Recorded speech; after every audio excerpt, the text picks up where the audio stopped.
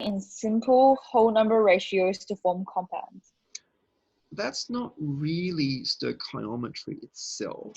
I knew that course was rigged. Okay, yeah. Anyway, yeah.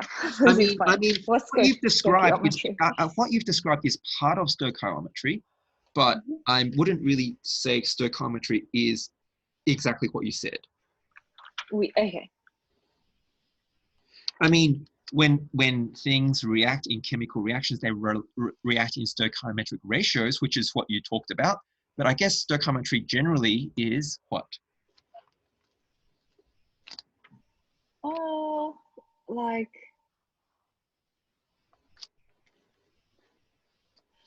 describing the relationships between. Looks like you're just reading off the textbook, pretty much. Well, yeah. Stoichiometry basically is, giving you a quantitative relationship between your, reactants and products. Okay. So essentially, you rely on this to basically do calculations. Oh, okay. So, we've been talking very conceptually before about, okay, you've got, you've done balanced equations and all of that's important. And I won't really go through that too much with you because I understand, so that's your sort of assumed knowledge, right? You need to firstly start with a balanced equation. And so anything such as like, let's start with something simple. So let's say methane. Methane is a gas. And if I burn it, what is it reacting with? Fire. I'm joking. Oxygen. Which has a formula of O2. Do you write oxygen as O or O2? O2. Okay, you understand why? Yes, because one O, that's just like monoside. Yeah. That's monatomic. In other words, one oxygen is one oxygen atom, but oxygen gas exists as diatomic molecules. In other words, two oxygen atoms bonded together to form oxygen molecules. Hopefully these terms all make sense. So oxygen exists like this. Yeah. It doesn't exist as single atoms. And that's why you write O2 gas. And what does it produce, assuming complete combustion? Then it will make combustion. Oh, CO2. And then plus H4. No. So we'll get you carbon dioxide. So combustion is going to produce carbon dioxide, but it will also produce? Oh, wait. Combustion will also produce energy? Yes, it will. So it's exothermic, but there's also another product, which is not hydrogen. H2O? Yeah, it's water. All right. So are you able to balance this? Yes, I am. You just put a 2. Wait, let me quickly do it.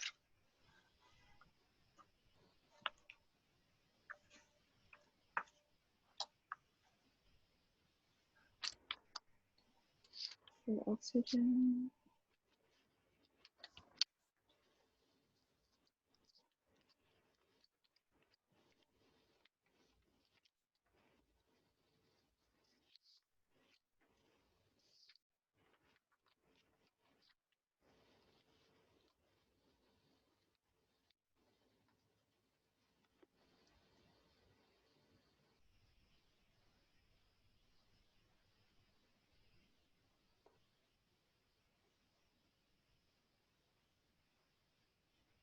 Are you having trouble balancing it?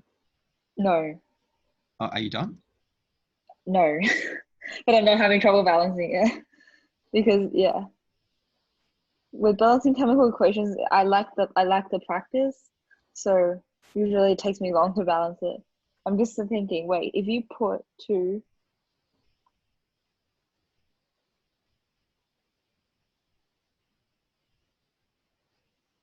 or 4, 6, 6. Okay, I done it.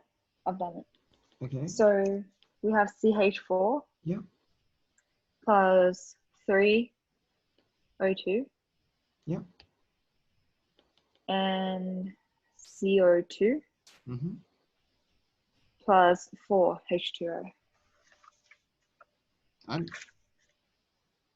So just so like you said this, like everything, nothing else changed. That's what you said. Is something else supposed to change? But let me just get that right, right? So you're basically saying 1, 3, 1, 4 is what you're saying. That was what you said? Yeah. Well, that's not right, right? Because, you know, for example, take a look at how many hydrogen do you have on the left? 4. How many hydrogen do you have on the right? Damn it. 8. Right? And it's not the only thing that's wrong, right? Because how many oxygen is on the left? 6. Uh, there is 6 on the right. So yeah, but hydrogen is not right. So I was looking at the oxygen and didn't look at the hydrogen. Yeah. so it looks like you're having a bit of trouble with this one. So look, let's start with something easier, and then I'll show you how to do ones like the one above, which is actually pretty simple. But let's start easier. So let's say you start with water, and if you decompose water, what do you get? Hydrogen and oxygen, H2 plus O. All right, let's balance that one. You put a 2 in front of the H2O, and then you put a 2 in front of the H2. Right, and so that's done. Now, you know, in the case of a question like combustion, so this is a combustion reaction, it's actually really easy to balance, because in a question like this that I'm doing here, all you really need to do first is balance the carbon. And in this case, that's already balanced, right? Because Yes. see, just take a look, right? This has got carbon and hydrogen, and this has got oxygen only, all right? Yeah. So this one has both carbon and hydrogen, and this has carbon and oxygen, and this has hydrogen and oxygen. Does that make sense? Yes. So therefore, this carbon must go there. There's no other possibility, right? Yeah. So if this is one carbon, the one carbon must go there, and that's 1 to 1. That's done, right? Yes. So carbon is now done. It's finished. Your second step is to look at hydrogen. How many hydrogen do we have here? Oh, I think I know what I did wrong. Well, how many And hydrogen I do know we have? how. We have 4. Now it must go here, right?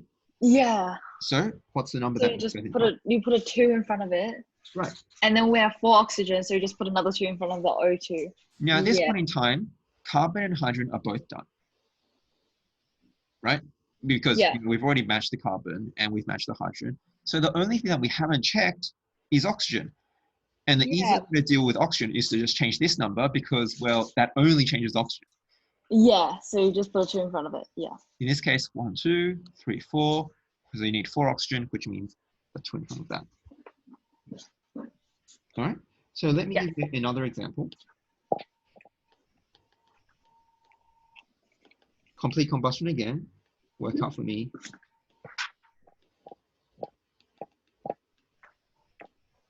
The appropriate coefficients. Okay. So 2.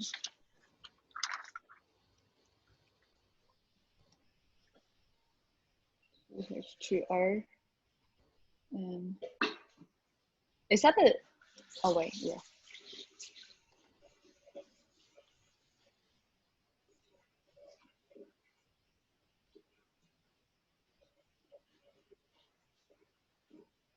Um, for. Oh, okay. Sorry, I copied down the wrong question. Okay. O2, CO2 plus H2O.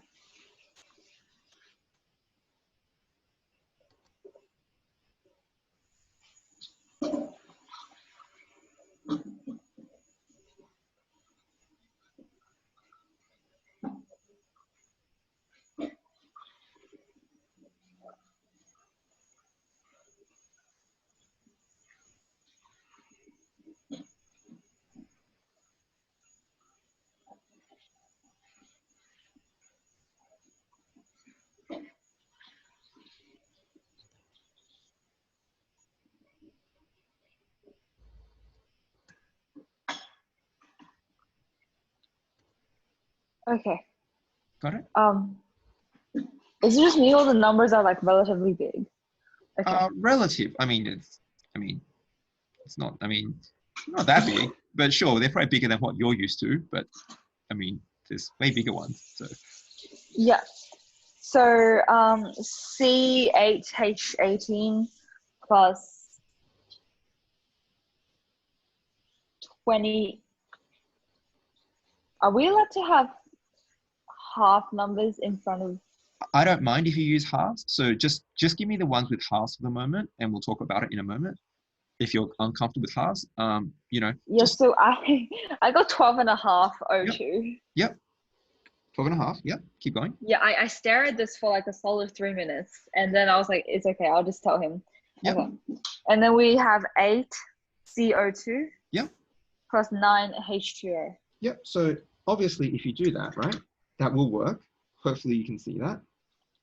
Now, the thing is, depending on your teacher, like, look, I don't think halves are really a problem because really, hopefully, you recognize that when you're balancing equations, what's important is the ratio, right? Yeah. What's important is not the number.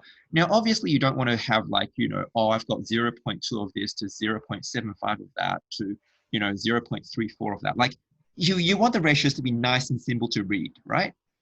Yes. That's the point. So the point is not necessarily whole number ratios, which is what is being drilled into you guys right now. And so at year 10 level, I would expect that they would, this would not be an acceptable answer because they want whole number ratios. And the reason why they want whole number ratios is a bit like, why you're meant to simplify fractions in year 4, right?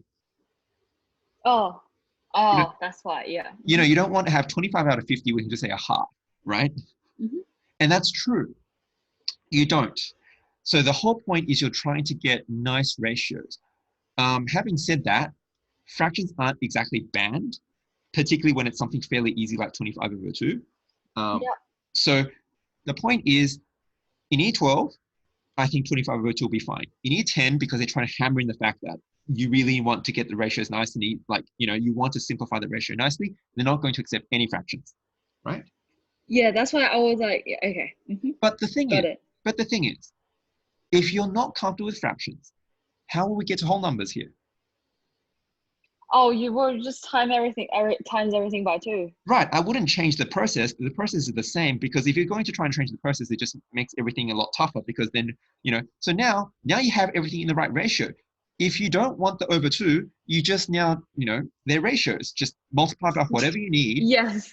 In this case, 2, to make the numbers 2, 25, 16, and 18, if you wanted to be strict with the whole numbers.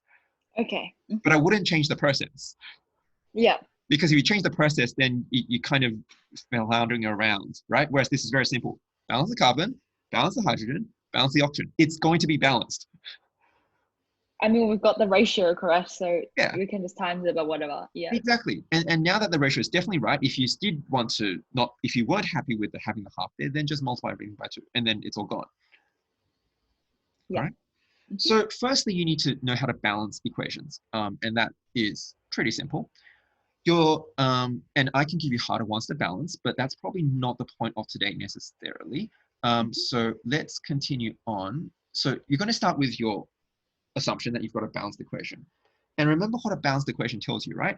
In this example here, can you tell me in words what this represents, this equation? This is called octane. This is called octane? Yep. Okay. So what is that really telling us there? Then this equation is telling us that when octane is put together with oxygen, it undergoes combustion, producing carbon dioxide and oxygen. Oh no, and water. Well, that is what it tells us if you didn't balance it. But if you're balancing it, what is that telling you? 1 octane plus 25 over 2 oxygen undergoes combustion, producing 8 molecules of carbon dioxide and 9 molecules of water. Yeah, you kind of improved it as you went along. So 1 molecule of octane reacts with 12.5 molecules of oxygen. Mm-hmm. And when they undergo complete combustion, it will then form 8 molecules of carbon dioxide and 9 molecules of water, right? Yes. Good. And that is correct. And that's what the whole point of this balanced equation is meant to be. And that's sort of your starting point. But the Okay. thing is this, right? And that's, what you've been doing probably in year 10 and, or maybe, and where you're still going. But the thing is, in a lab, do you know how many molecules of octane you've got? Like, do you count out octane by the molecule? Not really. Do you count out oxygen by the molecule? No. Do you count out carbon dioxide by the molecule? No. Do you count out hydrogen, water by the molecule? No. Do you count out any of your reactants or products by the molecule? No. No. So firstly, if you did, would you expect the number of molecules to be high or like low? Well, really high, I think. Right? Because the molecule's meant to be quite small, right? Yeah. And generally in a laboratory setting or even in an industrial setting, like in any sort of real life sort of situation, how do we count our octane or our oxygen or our carbon dioxide or our sort of water? Like how do we measure them? How do we measure how much we've got? In real life situation. Yeah. Oh, we don't put them under the microscope, right? No, we don't. But so, just think about it, right? In real life settings, how do you measure how much fuel you've used? How do you measure how much, oxygen is released? Like what sort of measurements would tell us? Mass. Yeah, we measure by mass. Any others? Volume. Yeah. Those are probably the two key ones, to be honest. Can you think of any others? Probably those are the Weight. two. Not Well, really. weight is really mass, more directly. Yeah. So in real life, we don't count out the molecules one by one. I mean, it's one, impractical. I'm not sure we could. Not sure we have the technology to do that, even if we wanted to. But two, it's also rather impractical. I mean, there's so many molecules.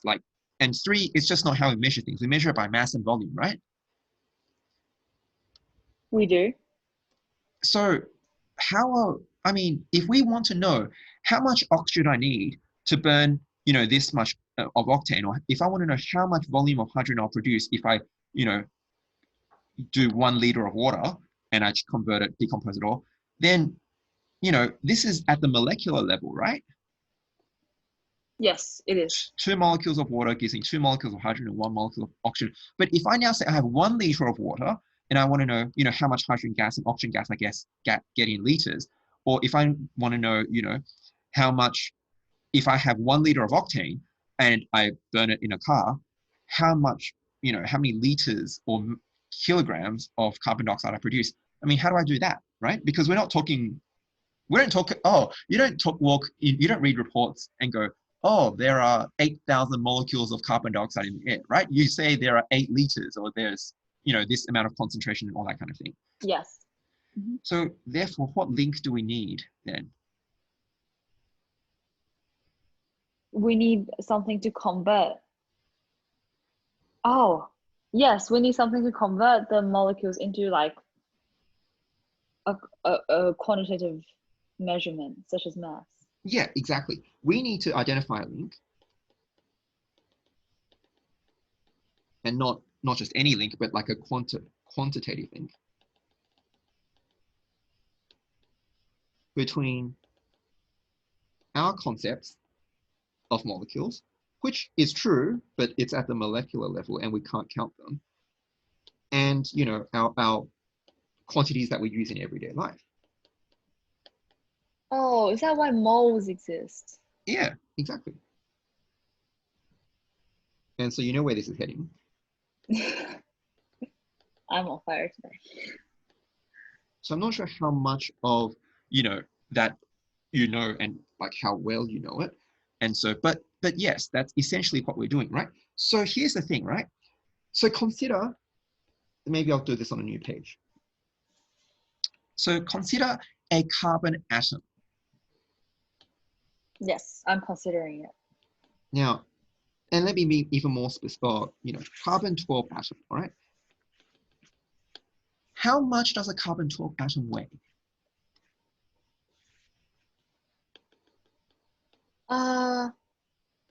12? You said what? What did you say? 12. Yeah, 12. but 12 what?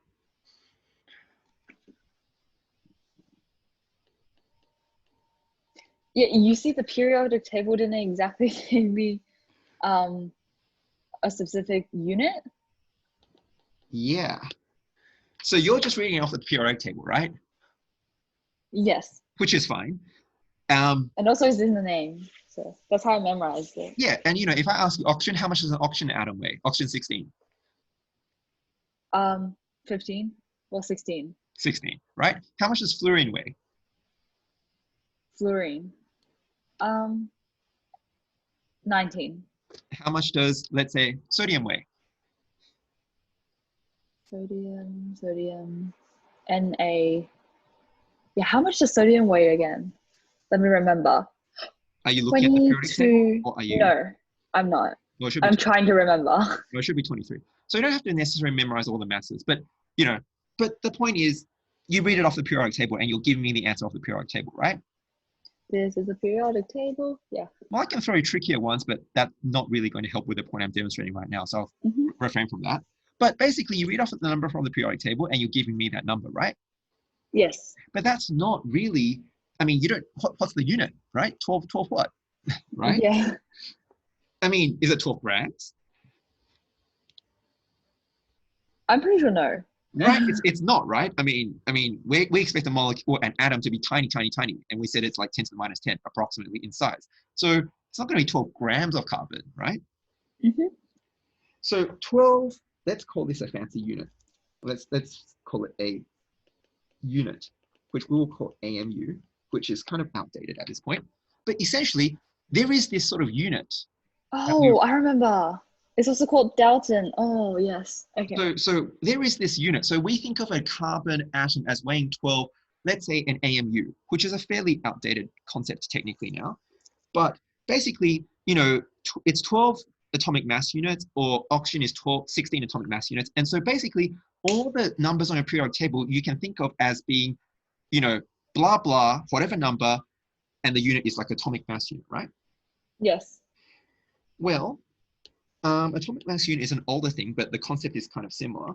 So we then kind of sort of tweaked that a bit and then started talking about relative mass. So basically, by definition, and this is the definition, there's a reason why I picked carbon 12. One carbon 12 atom is defined to weigh exactly 12. By definition, that's sure. That's defined.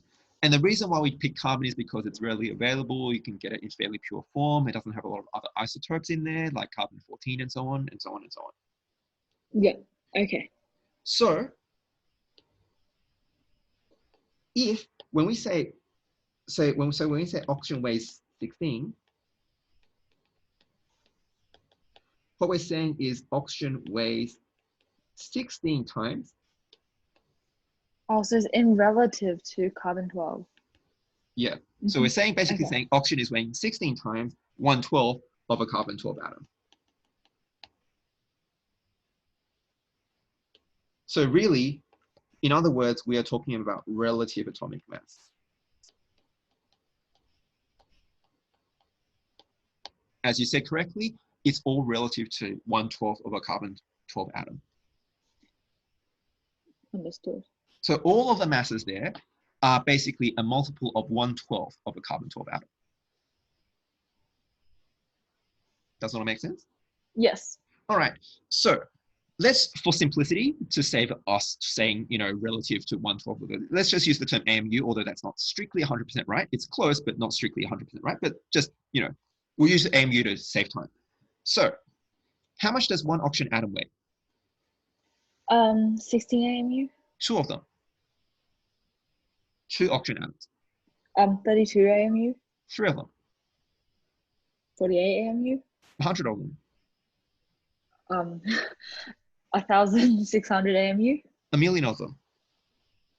16 million AMU. Right. So obviously, I mean, this is common sense, right? If one of them weighs 16 AMU, then, if you have n of them, you just have 16 times n AMU, right? Mm-hmm. Now that n can just get really, really, really, really, really big, and I can just make it as big as I want for all intents and purposes, right? Yes. So at some point, n is going to get so big that you're just going to get 16 grams, right? Yes. And so that number is Avogadro's constant. Okay. So Avogadro's constant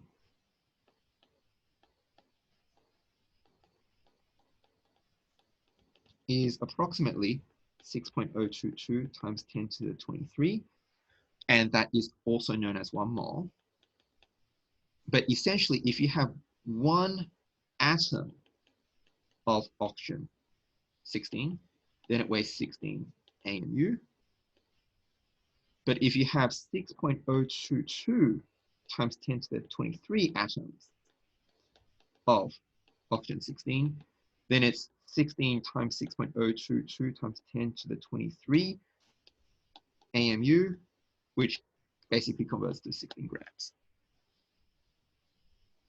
Yeah, with the course I did before, it was very confusing. They were just like, oh yeah, it's like 6.022 times 10 to the 23rd of anything. And I'm like, by anything? Because I didn't really understand the concept behind it and they didn't really explain it. So So yeah. it is of anything. So they're not wrong. I think they're getting you to understand what a mole is as a number, which is fine as well. But I don't think they got you to understand, at least the way you were reading it. I don't think you appreciated what the point of that number was. Yeah, I didn't. Like I think they're stressing, right? So for example, what's a dozen? 12, What's 2 dozen?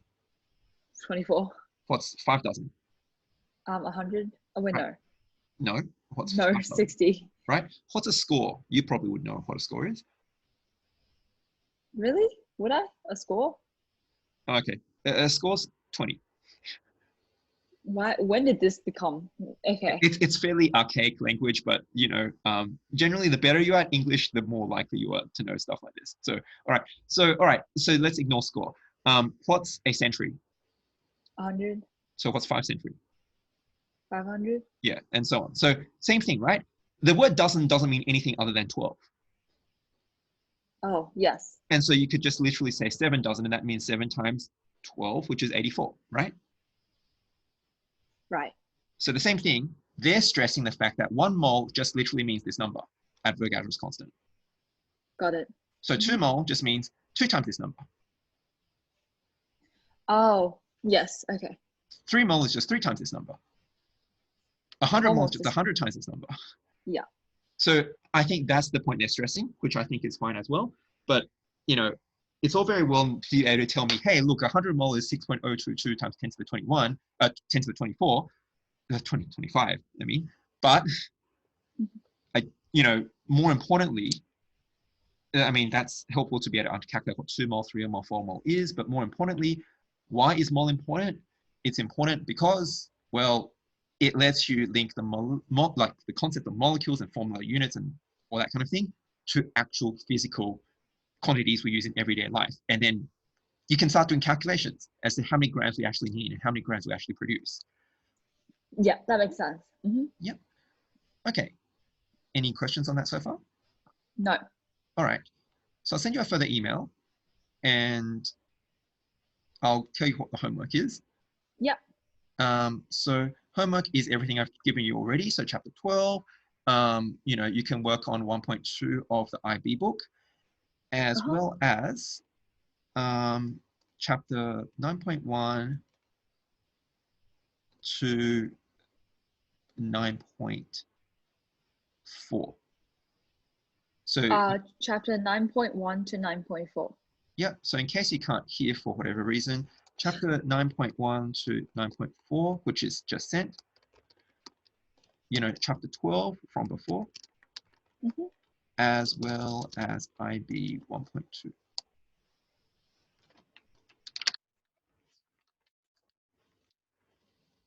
Yes.